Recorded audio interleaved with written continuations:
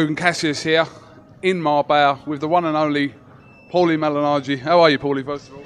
I'm good. Coming from a long night out, but I'm good. I'm good. I'm getting it together. You look well anyway, Paulie. This week, over in Las Vegas, Mayweather's alleged last fight against Berto. First of all, do you believe it will be his last fight?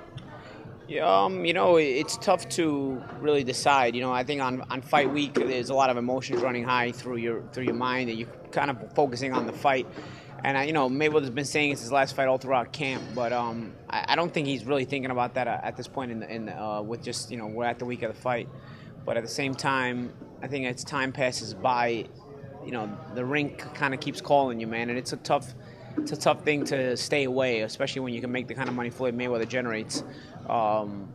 So I don't know. It's tough. I do think at least him fighting in September, he has a chance to think about it because he usually doesn't fight again until May anyway. So it'll definitely give him some time to consider things and see if he wants to stay motivated and keep training the way he does for these fights, or if he will call it a day. But like I said, the money is tough to walk away from. A lot of people were surprised by his choice of opponent for September 12th in Berto. First of all, were you shocked by that? I was a little bit surprised, but one thing you got to consider about the fight with Berto is never in a bad fight. At the end of the day, you pay for entertainment value. Are you really paying to see Mayweather lose, or are you paying for entertainment value? I think the whole reason you buy a pay-per-view fight is for the entertainment value of the fight.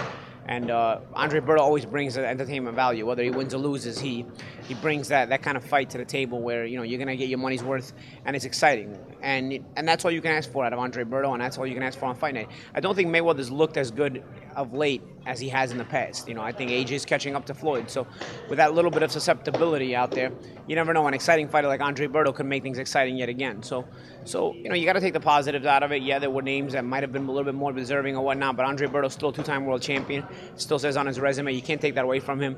And again, he brings an exciting style to the table, and that could be a positive thing. Obviously, Floyd last time out against Manny Pacquiao. Some people left disappointed by the so-called super fight of the century, or whatever you want to call it. But what were people expecting, Paulie?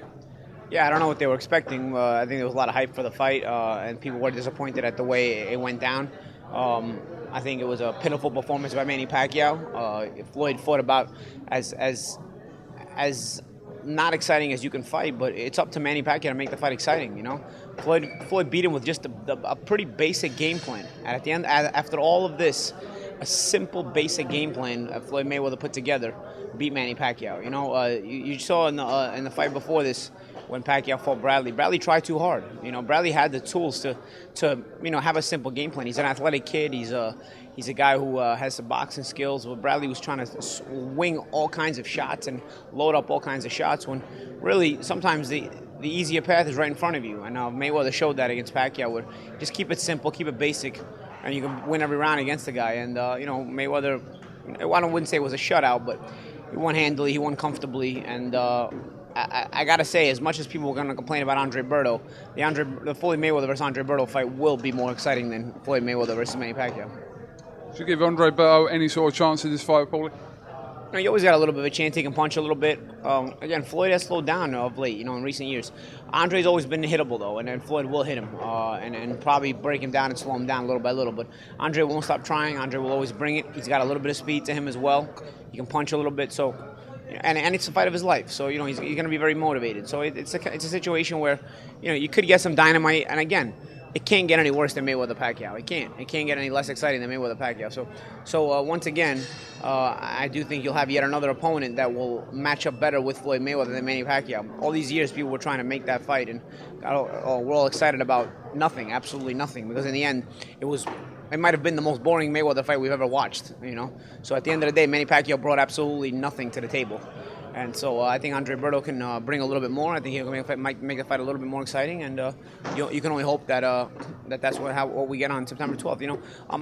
Boxing fans are here in Vegas this week to see not only greatness possibly retire, but also an exciting fight, and Berto brings that to the table. Also in the undercard, the UK's George Groves takes on Badou Jack for the super middleweight title. What do you make of this fight, Paulie? And what do you think of Badou Jack as a champion? I think Badu Jack has earned his way up. He's gotten better and better as he's come up the ladder. He had that hiccup of the loss, but Badu Jack is a quintessential example of hard work pays off. Maybe early on in his career, maybe he wasn't tabbed as a future world champion and whatnot, but he kept at it. He was always a solid fighter.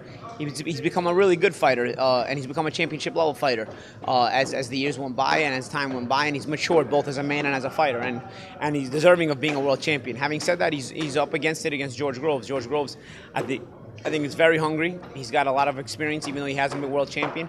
He fought in front of 80,000 people against Carl Froch in Wembley Stadium, and so that's a big experience in and of itself. Just having 2 fights with Froch, and I think it's a good fight. It's really tough to pick a winner. I think it's a good fight, and it's a great fight to have on this card. All right, Paulie, listen, thank you very much for talking to the Cassius and Helder show, and it's good to have you back on BoxNation, and we'll hopefully catch up with you really soon. Yeah, always my pleasure, man.